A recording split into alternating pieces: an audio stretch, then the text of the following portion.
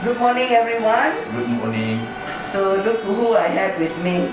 Hi, saya Haidar. Yes. Malaysian Actor. Yes. I datang jumpa Datuk Dr Inder. Bila berlakon, umur I dah 43, baru masuk 43. Rambut dah start gugur. So benda tu kadang-kadang buat kita rasa sedikit tak confident. So look tu kan. Apa Dr. Inder dah buat dah ialah hairline yang sangat natural. Tak perlulah turun bawah terlalu banyak. Just natural, tambahkan rambut di bahagian kehilangan rambut.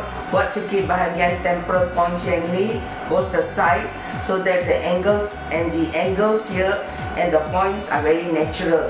So of course, kehilangan rambut bahagian crown area yang doktor akan tanam rambut lah.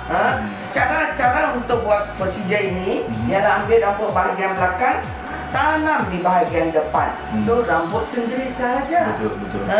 So nampak sangat natural. And then of course giving hair back is giving youth to someone. I like to thank my Malaysian actor who allow me to. Thank you, Doctor.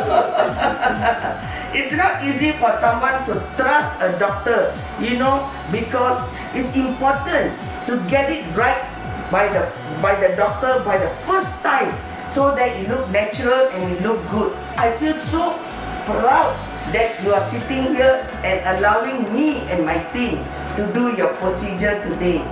Thank you so much. Sebenarnya I pemalu lah. Dia ni memang pemalu.